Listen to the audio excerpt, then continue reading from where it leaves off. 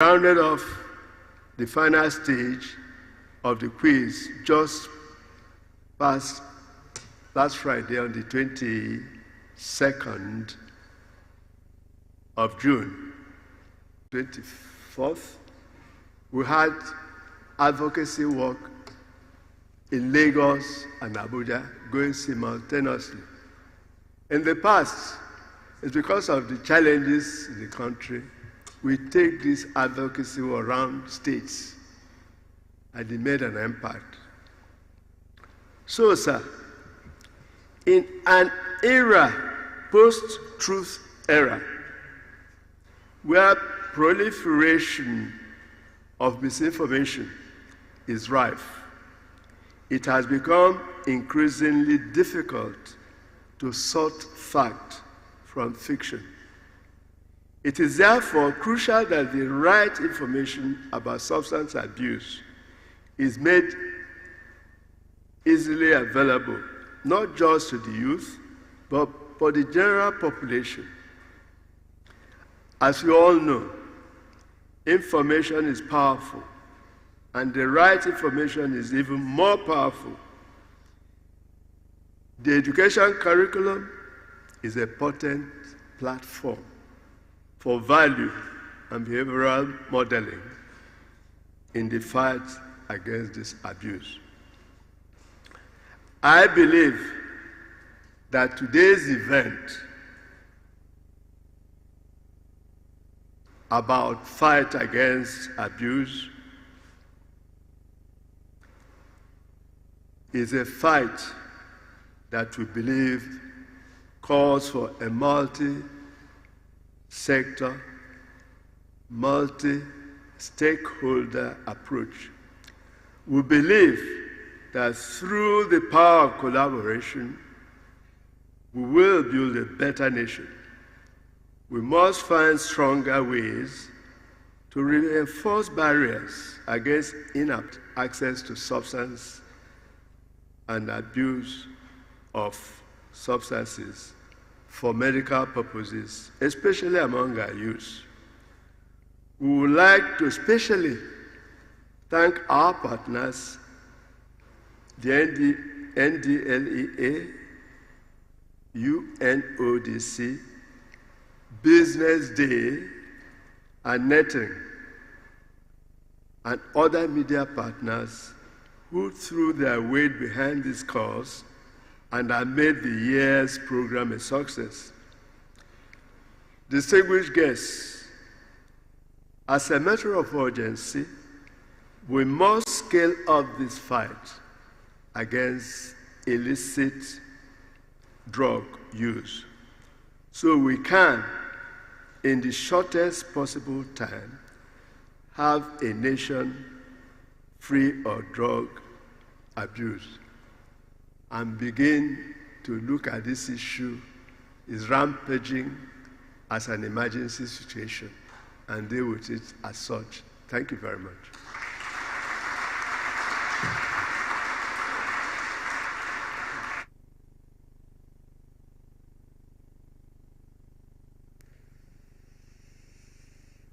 You know, when I see our fathers like this, the beauty of living a drug-free life becomes pronounced. Don't forget, this man retired in 1996. 3 years from now, it will be 30 years after retirement. So you can imagine his age. And the voice is still strong and resonant. We appreciate you, sir, Mr. Dennis Okoro. Thank you very much.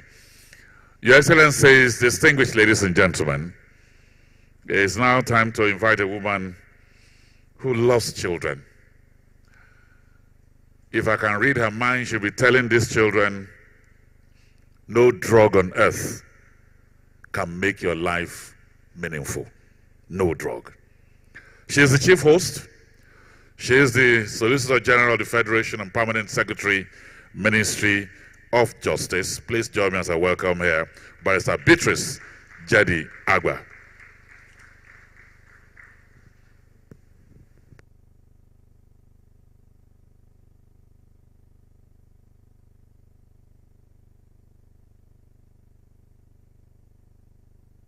the Federal Republic of Nigeria, very ably represented by the Secretary to the Government of the Federation,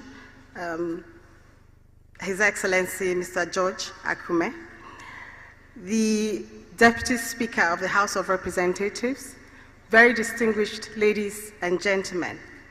It is my pleasure to be here at this occasion of the commemoration of the United Nations International Day Against Drug Abuse and Illicit Drug Trafficking. Indeed, this occasion is of particular significance to Nigeria in view of the alarming statistics from the UNODC survey conducted in 2018. Nigeria in the past year was estimated at 14.4% of people between the ages of 15 and 64 as compared to the previous 2017 prevalence of 5.6 in the adult population. Alarmingly, drug abuse was found to be the most commonly used between children between the age of between the age of 25 and 39 years. This report clearly portends a very worrisome picture of the drug scourge in Nigeria in view of the health and security implications of the menace. The upward trend of drug seizures by NDLEA between January to date shows that drug abuse and trafficking subculture keeps going higher despite the efforts of government to curb the menace. This upsurge of use of psychoactive drugs, particularly cannabis, prescription opioids, and unconventional substances in Nigeria is highly disturbing. Nigeria is experiencing a high wave of insecurity, which has been linked to drug use and trafficking. Evidence has shown a strong relationship between drug use and criminalities such as banditry, kidnapping, insurgency, terrorism, murder, rape, and so on. Drug abuse has indeed affected homes, workplaces, educational institutions, and the society in general. The consequences range from its tremendous toll on individuals, families, communities, as well as the society at large. The National Drug Law Enforcement Agency has continued to develop various measures and strategies to deal with this menace, part of which was the development of the National Drug Control Master Plan 2021 to 2025, which was launched in December 2021. This strategy provides comprehensive strategic tools and frameworks for addressing multifaceted challenges associated with drug cultivation, production, trafficking, and use in the country. The overarching goal is to improve health and security in the country. As a mark of its commitment to combating drug abuse and illicit trade, the Federal Ministry of Justice and indeed the federal government has continually increased operational and logistic support to the agency and its personnel. We have supported the development of appropriate policies to address this scourge. We therefore urge gallant officers of NDLEA not to relent in their efforts aimed at creating awareness on the dangers of drug abuse, prevention, investigation, as well as prosecution of cases of drug abuse, and indeed, most importantly, rehabilitation initiatives. There is need to address contemporary or emerging trends in drug use, inclusive of availability of new trends, variety of illicit drugs, ease of access, among others. As you all well know, no single strategy can effectively address social problems in human society. A combination of strategies is still required to effectively combat the menace. This is because the phenomenon is an outcome of several different courses. In view of this, we increasingly need to adopt an integrated and multi-dimensional approach in outreach programs using evidence-based strategies of education, sensitization, and treatment to address the challenge of stigmatization and discrimination.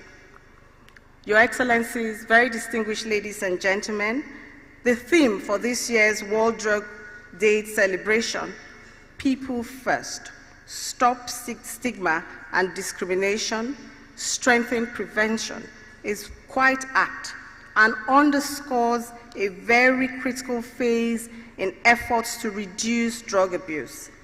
The theme accords with the campaign being coordinated by the International Drug Policy Consortium since 2013. This campaign, titled Support, Don't Punish, advocates that drug policies be focused on promoting health, human rights, and stemming criminalization of persons who use drugs. Therefore, on this day, I call on families, schools, civil society organizations, professional associations, religious organizations, the academia, community leaders, and individuals to support the agency in this fight against drug abuse. At this critical moment, let us reaffirm our commitment to empowering the marginalized and the vulnerable persons in our midst. We all have individual and collective efforts to support the agency in this fight.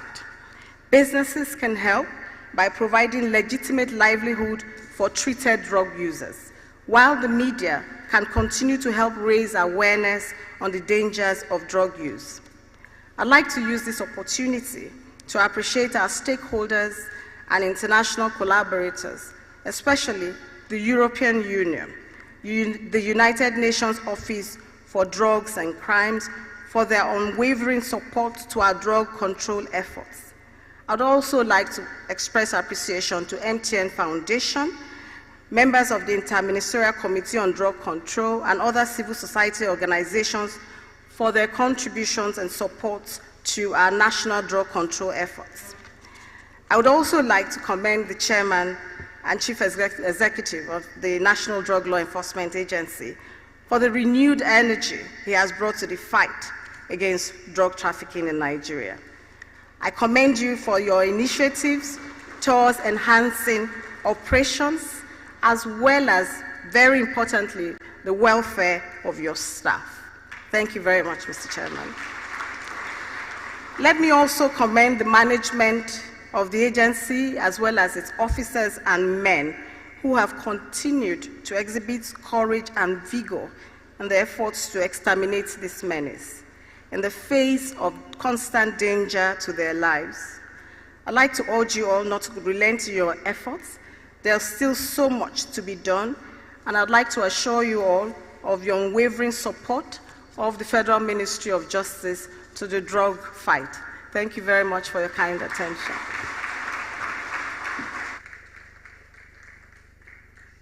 Thank you very much. The Solicitor General of the Federation and Permanent Secretary. And when she talked about his love and on the welfare of the staff, Permanent Secretary, let me also tell you that he has also taken into cognizance the welfare of the Master of Ceremony.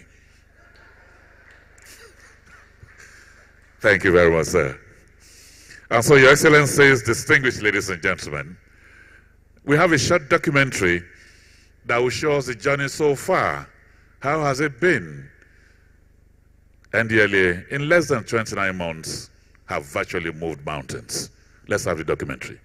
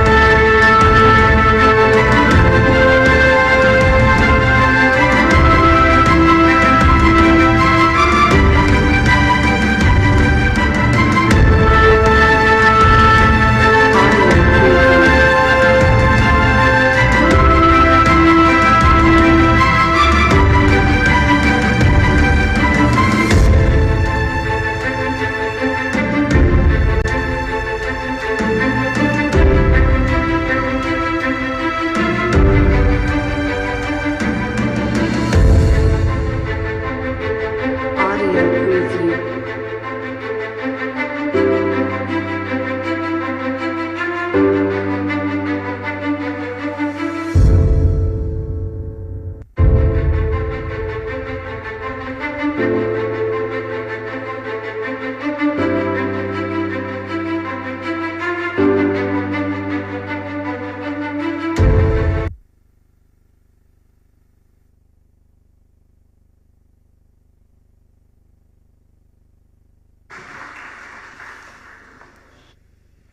It is always said that a picture says it more than 1,000 words, and now you have seen it from all over Nigeria.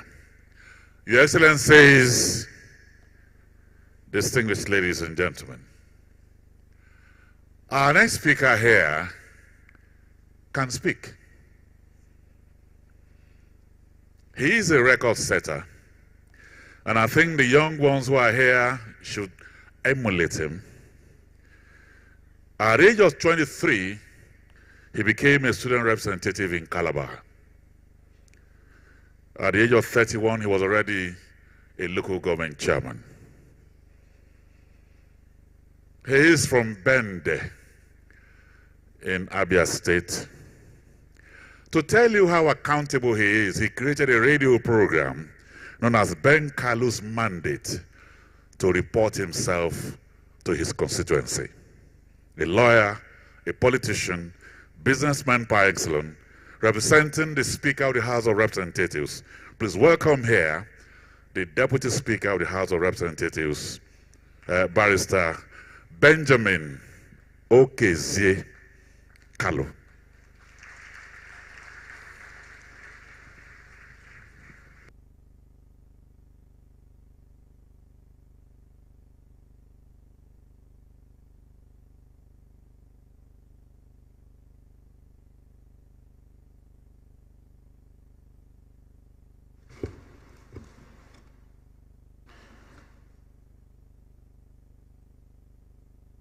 The President, Federal Republic of Nigeria, His Excellency Bola Ahmed Tinubu, GCFR, ably represented here by the Secretary to the Government of the Federation, distinguished Senator George Akume, CON, the Chairman, Chief Executive Officer, National Drug Law Enforcement Agency, His Excellency Brigadier General Muhammad Buba, retired, OFR.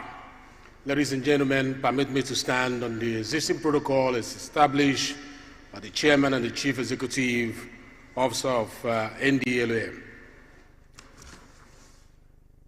This remark is from the Speaker of the House of Representatives, who is currently indisposed, currently overseas, and has asked me to represent him here. I'm honored to be here today at this all-important occasion, and I must extend my appreciation to Brigadier General Muhammad Buba Mao, retired, CON OFR, Chairman, Chief Executive Officer of the National Drug Law Enforcement Agency, NDLEA, and his team for doing a commendable job. I have over the years known General Mao as a man of intellect and pragmatic leadership. I'm therefore pleased to be invited to witness the commemoration of the 2023 United Nations Independence Day, International Day Against Drug Abuse and Illicit Trafficking. There is no doubt that Nigeria is playing a leading role in concert with other committed nations to strengthen action and cooperation towards achieving a drug-free world. This collaborative spirit is what is needed to raise awareness on the problems of drug abuse and illicit drug trafficking, deploying strategic action plans to curtail its proliferation in Nigeria, Africa, and the world. The theme of this year's celebration, People First, Stop Stigma and Discrimination, Strengthen Prevention, is apt and underscores a concrete step to the campaign against drug use. It is my considered belief that this should not be seen as a mere event. The treatment of drug abusers and their families with empathy, respect, and dignity should be ingrained in the strategic approach to this ongoing fight beyond this year's celebration. Drug addiction on its own is not a death sentence. Therefore, members of the society who are battling drug addiction deserve our support and encouragement to enable them overcome this addiction. As you are all aware, drug abuse constitutes serious global health challenges confronting many nations. For instance, the 2022 World Drug Report, released by the United Nations Office on Drug and Crime, stated that about 284 million people aged between 15 and 64 use drugs all over the world in 2020. This figure is said to represent a 26% increase compared to the previous decade in review. The use of drugs is reported to be particularly higher among the young people in Nigeria and many countries than the older generation. The problem and burden of drug abuse and illicit drug trafficking in our society is enormous. The first large-scale national drug use survey in Nigeria, carried out by the United Nations Office on Drug and Crime in 2018, paints a gloomy picture of the country's drug challenges. The report revealed that 1 in 7 persons between ages 15 and 16 years had used drugs in the previous year. Also, 1 in 5 individuals who had used drugs in the past year suffered from drug-related disorders. Many criminal offenses such as armed robbery, theft, burglary, and sex abuse have been directly linked to drug abuse. However, Nigeria is not relenting in the fight against illicit drugs. There are avalanche of laws that help in the fight dating back to 1935 with the colonial ordinance enacted as Dangerous Drugs Ordinance. The establishment of the National Drug Law Enforcement Agency, NDLEA, is a culmination of the several enactments and amendment of such existing legislations for the sole purpose of fighting drug abuse. So far, the agency has lived up to its statutory mandate, especially under the present leadership of Brigadier General Buba Marwa. The Parliament is impressed with the work you have done so far, and the Parliament is committed to partnering with you through legislative interventions in various dimensions that you might deem necessary to make your job easier, the nation safer, the world a better place. NDLEA has earned the respect and admiration of Nigerians and the global community through its nationwide enforcement activities to curtail drug abuse. And I commend the agency for its radical approach and mostly the intensification of your current border patrol. I have no doubt that these initiatives will yield the desired results in the ongoing campaign to rid the country of drug abuse.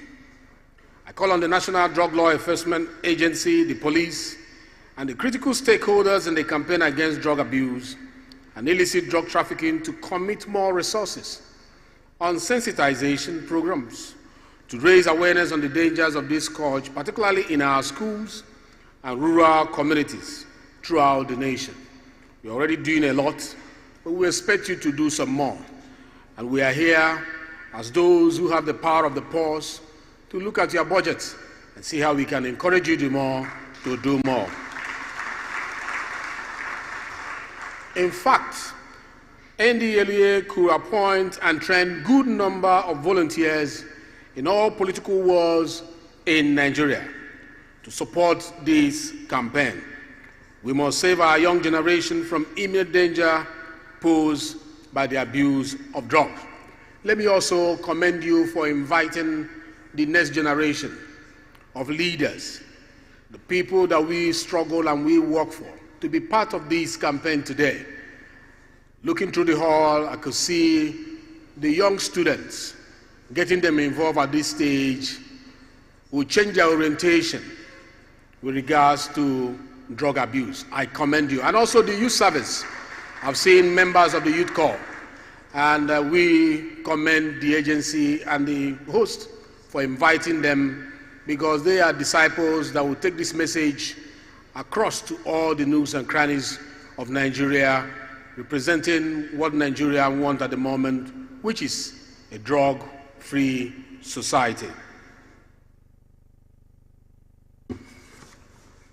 The National Assembly will stand shoulder to shoulder with the executive arm, NDLEA, critical stakeholders and international development partners to deal with the menace. As part of our commitment, we will continue to support all social investment programs of government and various economic policies to engender gainful engagement of Nigerians, especially the youth who are prone to drug abuse. The 10th House of Representatives will also give NDLEA, other drug-related agencies, and concerned Nigerians all the necessary support to fight drug abuse. Finally, let me once again reiterate the drug abuse and illicit drug trafficking constitutes a major social problem with significant impact on both the social and economic aspect of a country. Therefore, let us come together to envision and strengthen the capacity of the state to contain and degrade these threats posed to the survival and progress of our society, as we also commend our donor agencies and United Nations for their support to Nigeria, and hope that this relationship will be strengthened for stronger partnership. I wish you an eventful and successful commemoration. Thank you, and God bless you. Thank you too. Thank you very much. Thank you.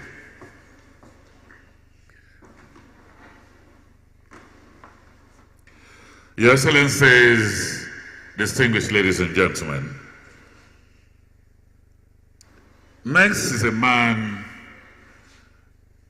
from his days as a medical student at the University of Ife, has been guided by the mantra from Mahatma Gandhi, who once said that the only way to find yourself is to lose yourself in the service of others. He carried this same mantra to Cadbury, where he was a medical advisor. Today, he's the Director General of the Christ Against Drug Abuse Ministry. He's our speaker today. Welcome, Dr. Dokun Adedeji.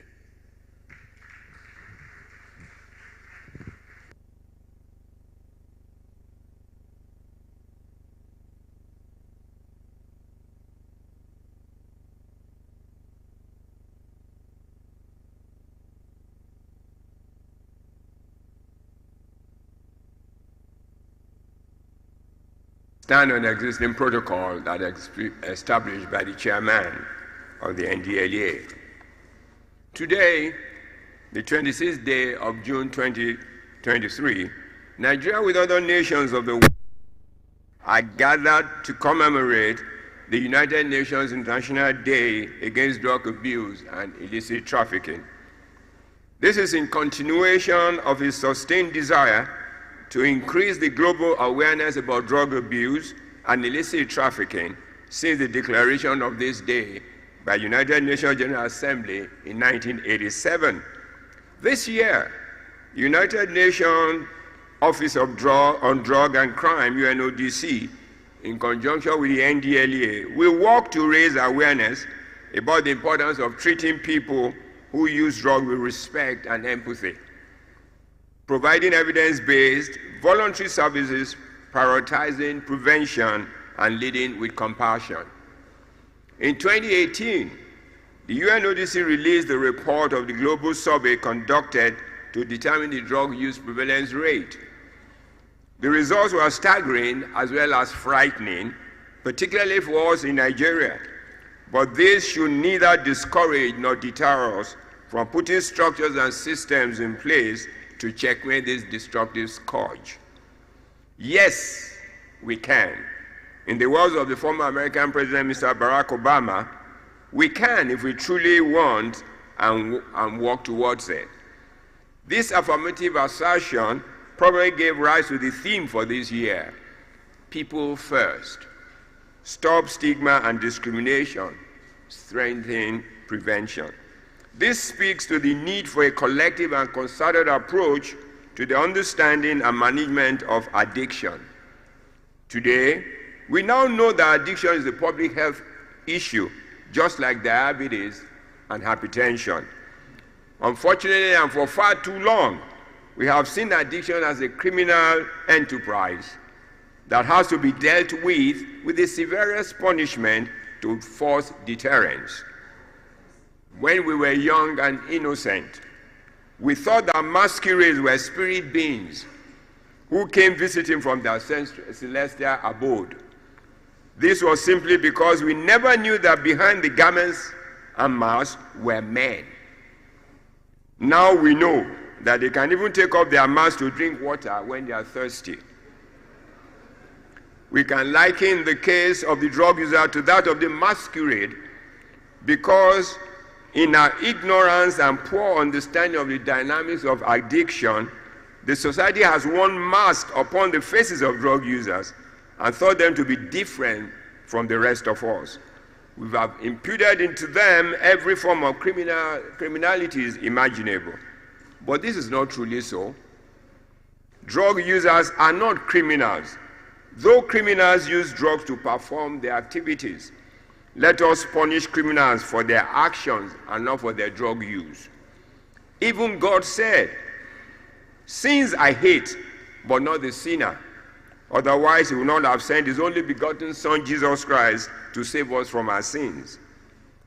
Our easy predisposition to judge has therefore been to stigmatize them and ostracize them, confining them to the fringes of human existence. If we therefore are patient and willing to remove the mask we have worn on these men and women, we find that these folks are our children, our husbands, our wives, sons, daughters, and colleagues in the office. They are us. They are part of us, and they live amongst us. In my over 30 years as a member of a Christian NGO called CADAM, Christ Against Drug Abuse Ministry, under the Redeemed Christian Church of God, I have mingled with these men and women, either at the drug joints or at the centers in Araga, Ekpe, and Abeokuta. I've eaten with them, danced and wept with them, and I've slept in their midst, and not once have I suffered any form of violence from them. I see dejected and rejected people living with regret at the poor choices they had made. Unfortunately, we have never let them forget their misadventure because we seem to define their future with the mistakes of the past. They daily cry for help, for understanding, for empathy and love, but we're too preoccupied with judgment and punishment to hear their pleas for help. For those of us who are Christians, we were taught from Sunday school about the story of the prodigal son. In spite of the route that he chose to travel on his return with contrition, the father opened up his arms to receive him and even caused a party to be arranged for him. The brother who stayed home was furious about the reception of the errant son. This older brother represents us and our attitude to those who have committed errors. How many of us here today would like to play the role of that father, the loving father, who received back his son who came home? This is our chance. and we must seize this moment. Love and empathy are Siamese twins. They are instruments of helping these victims, just as stigma and discriminations are projected human feelings riding upon the wings of ignorance and fear. Today, we have a choice to make. Let me borrow from the statement made at the press conference by the chairman and chief executive of the NDLEA, General Buba Marwa. He said, stigmatization and discrimination make recovery and reintegration difficult for drug users who submit themselves to treatment. This is true, but we can make it easy for these folks to return home if we choose to. Stigma and discrimination are the manifestations of bias and prejudice, which deter us from offering helping hands in their recovery. I have been privileged in my work with them to see many who cleaned out and have returned to their professions and businesses, living productive and drug-free lives with the same families who thought all was lost. Those who were students have been readmitted back to school and have graduated to become doctors, lawyers, pilots, and the likes. These were the same people hitherto considered useless and hopeless and of no use to the society. The theme this year is asking us to look beyond the present, show more compassion and empathy to these victims, for that is who they are, victims, and therefore offer them respite for a second chance at life. They deserve it. So, what do we need to do to help to change our disposition towards these fellow citizens? Our language of discussion must change, as well as attitude towards them. The real work begins with the family. We must search for the broken pieces within our homes, which probably led these young people into drugs. We must increase our own knowledge about drugs and the failings within our families that predispose them to drug use. The stories of two families will suffice to drive this point home, and they have been documented in books.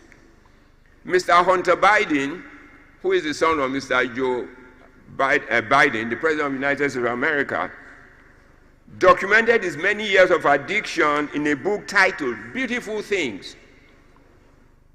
So is the story of Harry Cunnane, the son of a congresswoman,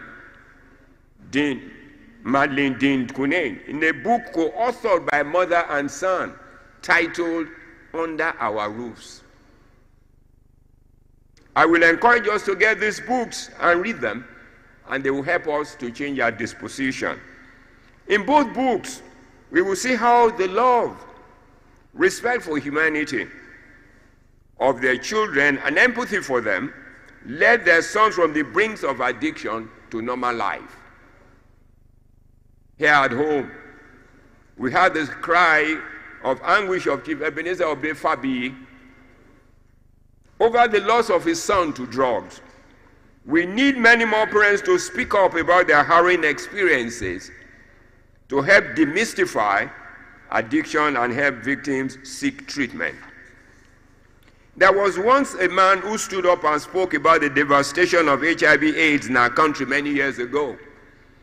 That boldness and forthrightness derobed HIV/AIDS of his garment of fear and death. Many Nigerians were able to open up about their status and consequently access treatment. That man was our health minister at that time, Professor Liko Ransom Kuti, who spoke about his younger brother. That is the character, the boldness and attitude we need today. Our media must rise above the sensational and dive deep to get the proper information to pass to our people who need this information beyond ignorance. They can lead us to the facts and not the sensation and not the myths of addiction, to let people make informed choices. If we truly want to strengthen prevention, every segment of our society must recognize their role to this collective fight. NDLEA alone as an agency of government, cannot do it. In the NDLA today, we have seen what the commitment and passion of one man and his invigorated team can do. Brigadier General Abuba Marwa and his agency need our support to successfully prosecute the war against drug abuse and illicit drug trafficking. The government cannot eradicate stigma and discrimination by fiat or by tokenism, that is, directing the agencies of government to appoint a few survivors into positions. We need a concerted and collective approach to stem the tide. This is the time for our higher institutions of learning to reconsider the draconian method of expulsion when a student tests positive to drug use. If not checked, it will encourage more use on the ground and experimentation with substances that our tests cannot detect. I had the privilege of discussing with the students of some Christian institution who said to me that their school tests them for drug and they expel them. But they now found a way in which they take a particular drug that is not sensitive to the drug test. And the school now deceives itself that they're doing well. The students were taking something else. We need to change our attitude to the way we deal with these students. Our corporate organizations must develop a responsible workplace policy in the management of drug use within their office space. Let them not be deceived that it is just addiction is for the motor park boys. Big people use drugs. They sit in the offices. They control the lives of other people. We need to help them as well. A positive drug test should not foreclose either the employment or promotion of the affected individual. Very pivotal to the success of this initiative is our religious organizations, our mosques and churches. The interesting thing, they see many more people than any organization can see at a particular time. Their own level of understanding of awareness and increasing such is important. So messages of awareness and how to stop stigma and discrimination particularly must sound loud and clear from their pulpits. All these people who use drugs are mere victims of the failings of the society which they live in. And they need our understanding and help. The initial help offered may extinguish any further desire to use drugs. Mr. President, sir, distinguished ladies and gentlemen, let us not be carried away with the glamour, pomp, and pageantry of today's celebration in this hallowed chamber of power. Let us live here encouraged to face the reality of the challenge we face, and therefore be recommitting ourselves to be involved to save the soul of our nation. We must decide to make the lives of our fellow citizens better, save ourselves from the consequences of unchecked speed of addiction, give the victims and their families some measure of comfort, respite, and empathy.